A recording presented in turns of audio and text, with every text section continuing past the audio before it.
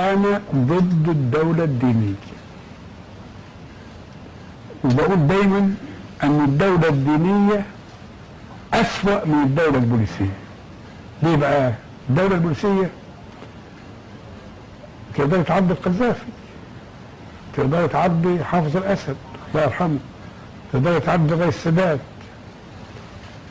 لأنه ده بشر، فبتقول أنت أخطأت. لكن لما يقول لك قال تعالى، قال تعالى أنت مالك ومال تعالى؟ أنا وأنت بشر. قال تعالى، قال تعالى ما قالش بعد 14 قرن، ما قالش الموضوع ده بعد 14 قرن خلص. الكتاب موجود وحفظناه والقرآن محفوظ وكل حاجة، لكن ما فيش رجل دين في الإسلام. الإسلام ما فيش كهنوت، الإسلام فيه مجتهدين وفيه علماء إسلام. دكتور أحمد الطيب عالم إسلام، مش كهنوت، مش رجل دين.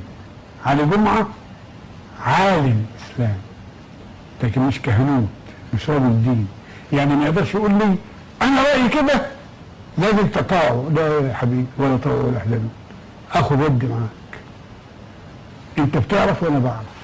حتى فضيلة الإمام الأكبر من الممكن أن يناقش، مش مني، أنا معلوماتي الدينية محدودة، لكن أناقشه في القانون، وغيري يناقشه في الفقه الإسلامي. خد بالك؟ يعني الخلاصة اللي عايز أقولها أنه لا يوجد رجل دين في الإسلام، لا يوجد في الإسلام رجل يقول لك حكم الدين هو كذا وهذا أمر قاطع مانع جامع لا يناقش. لكن حضرتك أستاذ جامعة ولمست بشكل أكيد في الجامعة بعض التيارات الدينية قد تكون متشددة.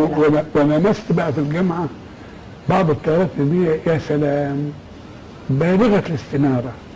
احنا درسنا 3 من كبار أساتذة الشريعة الإسلامية، الشيخ عبد الوهاب خلاف، الشيخ أبو زهرة، الشيخ علي الخفيف، رحمهم الله جميعا ال3. قمة الاستنارة، قمة العقلانية. لأني لو أقعد أحكي لك أحداث وقصص كنا نسمعها منهم ما نخلص. طب هذه الاستنارة والعقلانية ازاي نعيدها إلى الجامعات المصرية؟ أبدت علينا رياح سونامي متخلف، هب علينا من كثير من النواحي يحمل فكر متخلف.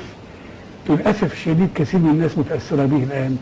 وإيه بقى؟ وهؤلاء الناس يعني عندهم محطات ويهاجموا والحق يشتم، ده فلان قال. طب تريس، طب راعي ربنا في اللي انت بتشتمه، فكر في الكلام اللي قاله. لا لا لا لا ابدا. على رأي الله يرحمه استاذنا الشيخ عبد الوهاب خلاف، اعوذ بالله من العقول العفنه. الجامعة ايضا لا الجامعة تشهد الان من موجات.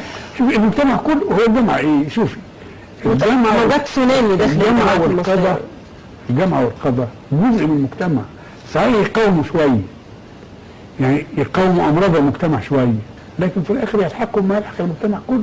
لكن محتاجة تغيير ايضا جدا، محتاجة تطوير جذري جذري في الخطة القادمة للحكومة. من لا مش يا ستي، احنا حكومة يعني بتاعت يعني نقل البلد في هذه المرحلة من الحالة اللي كانت فيها وضعها على اعتاب امن الشارع، بدء عجلة الانتاج، ثم الانتهاء من التعديلات الدستورية لكي نصل للمرحلة الجديدة اللي بيها نبني دولة مدنية ديمقراطية عادلة. طيب.